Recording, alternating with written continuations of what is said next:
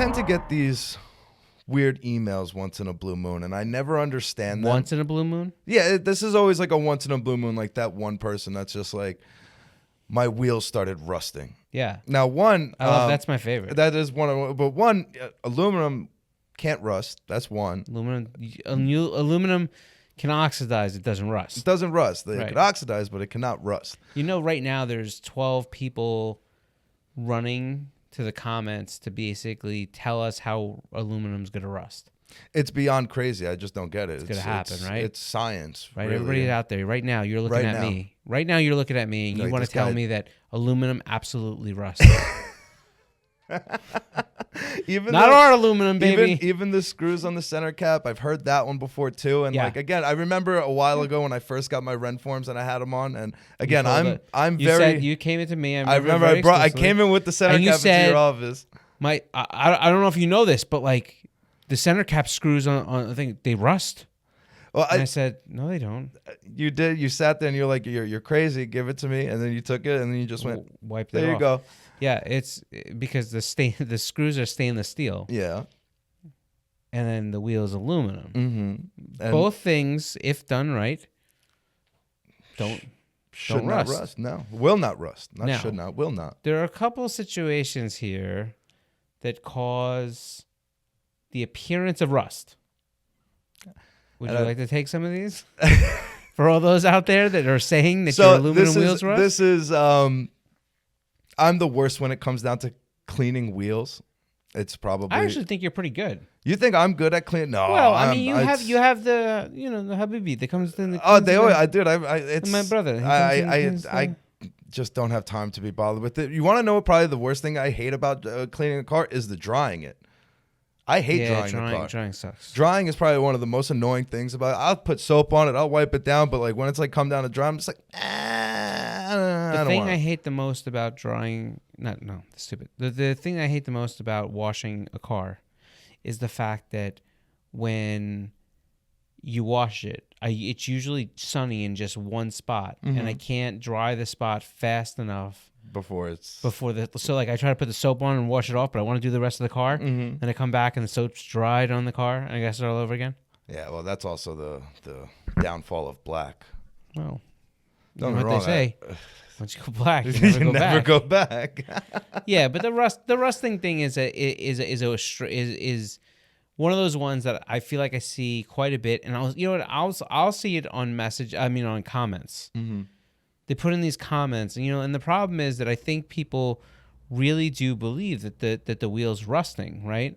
Because it looks like the wheel's rusting. It's not the wheel, and it's not the cap, Yes. right? It's the fact that when you don't clean a wheel off completely, Yeah, like me. contaminants that are on the surface of the wheel, they tend to bake into the clear coat, right? So that's what you're seeing. What you're seeing is a lot of brakes, especially if they're semi-metallic or they have metallic particles.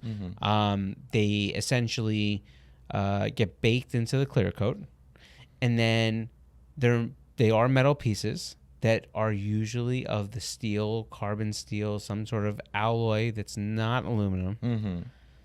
And those pieces, For example, brakes. Brake dust.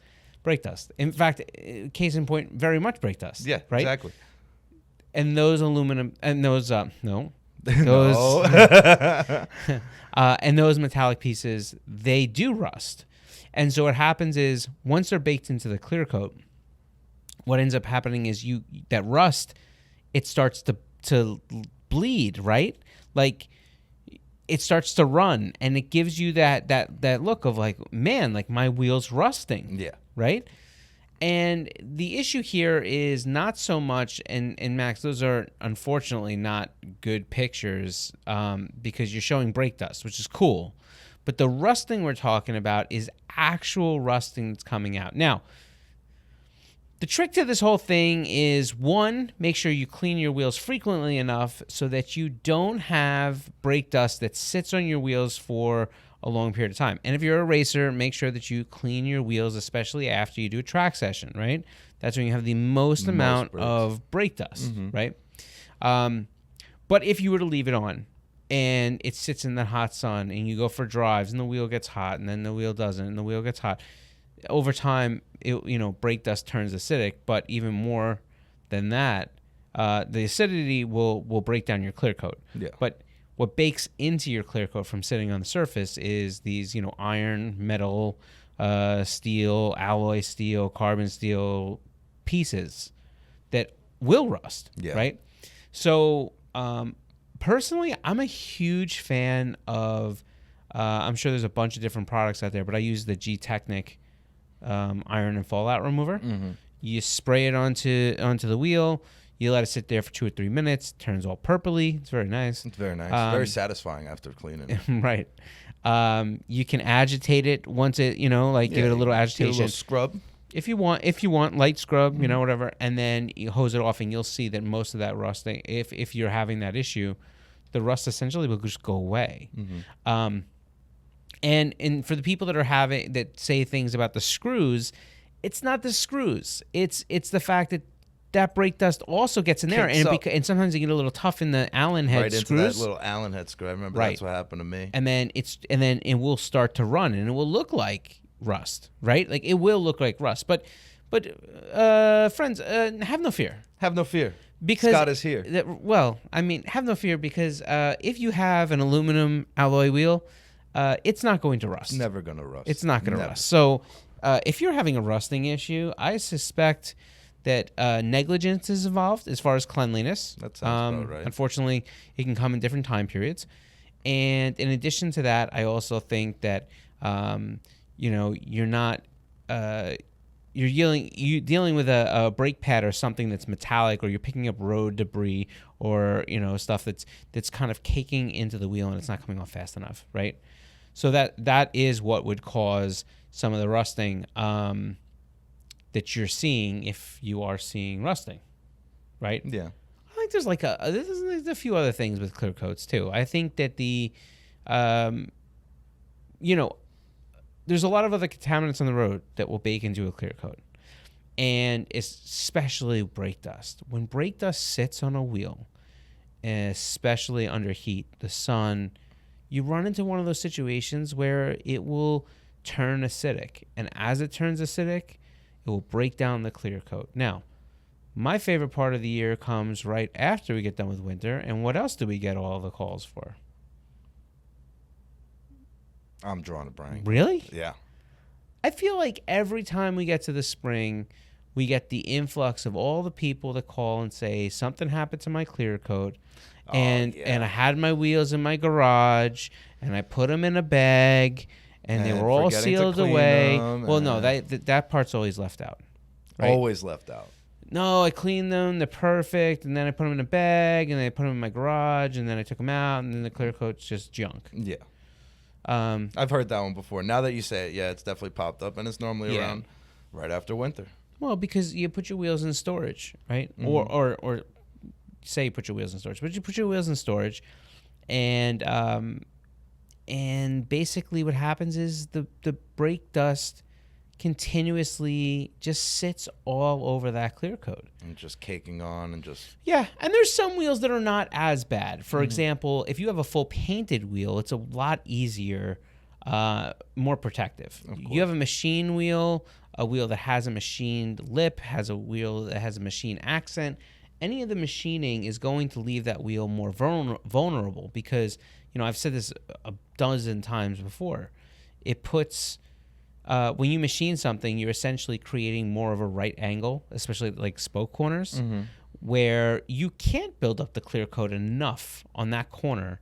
Obviously you need a microscope to see it, but like you can't build up the clear coat enough as you can on the face of that spoke. So as soon as you get a little bit of sand, a little bit of rock dust, a little bit of road debris, and it starts to eat away at that corner, now it's an open invitation for kind of clear coat failure, and the more you leave contaminants on that wheel, the more it will work its way under there and cause that spidering look or that clear coat look where it will haze up or look like it's pitting or look like it's sheeting. Or even just peeling off. Yeah. And look, here's the thing. For people that are curious out there about wheel finishes and, this was no good or that was no good, or, they see problems that happen with wheel finishes, One of the easiest things that we can usually tell by is we'll ask you the question of, did it happen to one or did it happen to all four? Because true. Because what happens is could you potentially have a wheel, let's say within a short period of time, let's say it's under a year, and you get a wheel and you're like, hey, something's going on with this one wheel, like there's weird spot on it, right? Could somebody, during the machining process, could a little bit of oil have gotten on there and didn't get cleaned off all the way, and then the clear coat was shot over it, and there's like one spot or something where, I mean, look, it doesn't happen a lot, but it can happen, right? But for it to be all four wheels, that means that basically every wheel that ran in that lot would have some sort of clear coat failure or some sort of failure. Hundreds of wheels. Maybe not hundreds, but definitely 60, 80, 100, like enough that it would not be a question mark. We would have gotten right away calls about them, and they all get logged into our system so we can follow the log. And if we see a commonality, then we can kind of go back and look at that lot and say, hey, who bought these wheels? And see what's going on. But, that very rarely happens. And so usually what happens is you get the person that says, hey, I got these 4 wheels and there's something wrong with them, and then you're like, oh, look, it's hard for me to see them in person, but I'm not there. But when we start to look into this, it may be something you're doing, and I know that the first reaction is always defense, like no, always quick. I always clean them. I always do this. I always do that. I don't use anything dangerous on it or whatever. But a lot of times the evidence is kind of there. It's one of those things. I don't really, I think that's why I always recommend you take wheels out of the box, spend a little bit of money, get a ceramic coating kit. Oh yeah, that definitely helped out. I did it on the white wheels. It was amazing. Well, because not only does it take half time to clean, but it gives you a surface that protects for 6 months to a year, where you have an additional kind of force field on these wheels. No, I get it. I'm always skeptical on wheel cleaners. It's always been well, first off, I don't recommend wheel cleaners at all. And the iron and fallout remover is not a wheel cleaner. No, for sure. Right. But like a lot of the wheel cleaners out there, it's spray, it's safe for all that. Like I just don't trust it. I agree. Once it gets to that, I'm a big soap and water kind of guy. If I'm using just a spray, it's a waterless car wash. And a back scratcher? And a back scratcher, yeah. Right on the back. Little soap and water kind of guy. I agree. I'm very picky when it comes to that. I don't like using any wheel cleaners. I've seen what they do to wheels. I've also had a few wheels, clear coat come off, finish come off, because it's just the acidic in there was just so strong. Not necessarily our brand. No, I'm talking just figured I would throw that. Yeah, not our brand. I'm talking about years before. Yeah. Any of that. After that, I'm very picky. I don't like to. I just don't trust them. I'm the same way. I don't put anything on the wheels that isn't like something I would absolutely use in the paint of the car, right? But I also think that the wheels get subjected a little bit more because they're just stuffed into that brake dust area, right? You don't get that on the paint usually and stuff like that of your car. So I like the iron and fallout remover. I've never had any bad experience with it. It's something you put on. It's something you take right off. Yeah. Right. I think it's taking the contaminants out of the wheel. I know that you can use it. It primarily is used on painted surfaces anyway. Yeah. Right. Exactly. I think it does a great job on it. Another thing that I was just thinking about, even if you get out of the rusting, I've seen people make this comment too. Like, let's say you have a matte black wheel or something to that effect. You ever, and for people kind of out there when you're listening to this whole thing, sometimes you'll go to clean a wheel and you clean the whole wheel, and then once the wheel's clean, for the most part, if you look right next to the spoke, in the corner of the windows, you'll see almost this brown stuff. Let's say you clean your wheel for a while, and you'll be like, it's rust. No, or it's and the problem with it is it's brake dust that has begun to essentially oxidize, right? So what you're seeing there. But what's interesting about that is when you get to that point, man, that iron and fallout remover and a little tiny brush will absolutely just smoke that stuff away. Yeah, right away. But another thing that I feel a lot of people do, which is, one, leaving product on too long. Yes. That is also going to eat away at any clear coat or any paint or any powder coating. It doesn't matter what it is. If you leave that on too long, it's just going to be no good.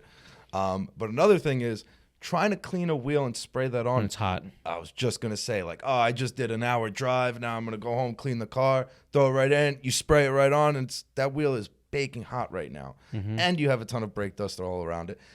You're better off hosing that off, letting it cool down before trying to put any cleaner on there. Yeah. Sometimes we get the images in and you'll see, we just see a lot of different things. We sell a lot of wheels, so we see a lot of different things, right? You can see a lot of times when that happens, or, people are cleaning with these harsh chemicals, you can literally see the spray marks. You can see the drip marks. You can see what looks like water spots, but that's where they're having the affected issue. And if you follow it down, you follow this like borderline white haze that kind of goes down, and it just sits right in the lip in one area. Why? Because you sprayed your stuff, you cleaned it, you thought you got everything off. But you did. You walked into the house, and then everything kind of keeps dripping a little bit, and it just lays right there in the lip, right by the lug holes, and then it drips just 100%. down, little bit. Yeah, got to make sure you fully clean off any product you guys put on there. That's one thing to make sure. Yeah, and again, I'm not an advocate for product I think you are. Soap, water, that's all I'm using. Yeah, I mean, look, am I anal when it comes down to, some of this stuff? Absolutely, because I guess we've seen all the crap that could happen, right? But for me, the first thing I do is all right, let me ask you a question. Here's a question for you. Okay, I like it. You go out to wash your car. Yeah. I know sometimes you don't wash your car. No, but I get very lazy. I don't. But like what I'm drying. saying is, I know you personally. Sometimes you have somebody, the wash guy comes around. I'm a wash guy. Right. Habibi. But what I'm saying is, all right, so let's say you are going to wash your car yourself. Yeah. With your own two hands. Yes. With your own stuff. You're going to wash your hands with your hands. Yeah, my hands. So you're going to wash it on the car. No paying. Wax on, wax off. off. No paying, just you're going to wash it. Yeah. Okay. At what point do you clean your wheels? Ooh. Think about it. No, I'm asking you. No. I'm trying to think. I tend to always do wheels last. A lot of people do. I feel like it's always. Yep. Yeah, that your probably wheels are going to be last. Wheels and tires are always last. I think almost everybody does. And I always clean the wheels first. Really? First thing I do. Now, why is that? So my whole theory on this, and again, this is not facts. You can just take this for an opinion. This is just opinion. It's just opinion. I first think that anything that I get onto the wheels, I want to get off, right? The second thing is, if I'm going to be, like I say, iron and fallout or whatever I'm putting on there, I want it off, right? The second thing is I want to be able to really clean the wheels, and sometimes that means it splatters around the wheel well on the car. We all done that thing where we clean the wheels last, and then you have to go back and spray the car down, and then you got to dry that part again. Yeah. So I clean the wheels first. I get all that stuff off, and then what it allows me to do is to go around and clean the car, and then before I dry the car, I take because I have my air compressor, so I grab my air hose and I spray out the lug holes and all that stuff that's would be hiding in there, so that the moment you get to a point where you start rolling again, you don't have that stuff fling back onto onto the door and stuff like that. So, and then I go and dry the car. You want to know actually what bothers me probably the most? Is excess amount of tire shine. I know it has nothing to do with the topic right now, but the car drives low, so I'm not gonna lie, it's always rub-a-dub, it's just how it goes. I understand. But it always flings up on the side, and it gets me so mad. So anytime, even I use that gel. It's not even the gel. It all springs up because of the gym. My tire's just rubbing on the fender. Well, what are you doing? Is it like the way that those gym guys use the hair product, and they just keep launching it into their hair? Listen, I don't know. Anyway, either way, I always try to get it as dry as possible. I hate tire shine too when it comes to, I just don't like cleaning the car, guys. It's just really how it comes down to it. Yeah, no, but I always agree. There's one thing, excessive tire shine to me, it always bothers me because it's always coming up on the rear bumper and on the side by the doors. They do have some really good products now, though. They have those ones that you can use once and then it's supposed to last for a whole bunch of time. You want to know what else? I'm impatient because like I could have the tires mounted and everything, and then I'm like, oh, I should put that on now. It's like, no, get the tires mounted, and then I'll drive like 3, 4, 5 weeks, and I'm like, all right, I'll never do that again. Yeah. Like I'll never put that stuff on. I have it sitting at the house. There's probably so much car products I have just sitting at my house not used because I'm lazy. Yeah. That's a problem. It's an interesting thing. It is. But I also live in an apartment, so it's tough. I don't have, All right, that's fair. I think that, like, if you're kind of, since we apparently turned this podcast to the car care podcast, if you listen to this, it does go hand in hand, though. Like, when you think about it, you see all the rust, the rust on the wheels. It got to clean your car. You got to be able to take care of it. Goes hand in hand. and because those are metallic pieces that are rusting, they're just not part of the wheel. Not part of the wheel at all. So don't let it get to be part of the wheel, and then you won't have to worry about it so much, right? Exactly. But like I will say, here's one thing. I think especially in a timeliness of when this podcast is being recorded, we're slowly approaching that winter. Yeah. Couple tips as long as we're in that whole realm. First off, if you're gonna be storing your wheels, take them off, clean them absolutely and completely. Make sure you really get them between the lugs, between the spokes. Get it all clean. All that gunk off. Don't let that stuff sit while they're stacked up against the corner of your garage, right? Yep, and it's cold temperatures in the garage. It's just getting no yeah, bueno. I mean, again, wheels can take the cold, but what they don't want is the clear coat. All that stuff sitting on the clear coat. The other thing is if you're going to be using your car throughout the winter, I think this is a good time to take your wheels off before it gets too cold. Clean them in all over. Make sure they're totally clean. Spotless. And make sure you ceramic coat the wheels because it will take care of giving you that extra level of protection. It helped out on my hexaforms a lot. Yeah. I mean, especially if you're in really harsh areas, right? Like I said, I wouldn't use a machine wheel if you're in a heavy debris area or anything like that. If you're in a snow area where they're going to use a lot of chemicals on the road, that machine wheels I would stay away from. I would go with just a full painted wheel. Yeah, just a full painted wheel. But if you have a full painted wheel still, this is the time to get it really, really clean. Ceramic coat it. You got to get it clean. Got to use some sort of panel wipe, fallout remover, whatever it may be, because you want to get that stuff out. You don't want to clear. You don't want to put the ceramic coat over it, right? Yeah, that's for sure. But you get that stuff put on the wheel. It will give you an extra layer of protection that you can use, so it makes your wheels easier to clean, which is nice when it's freezing outside. But it also makes it so that you'll have another layer of protection from all the road debris, different chemicals, different things. And if you live in New York, we throw salt and sand down just.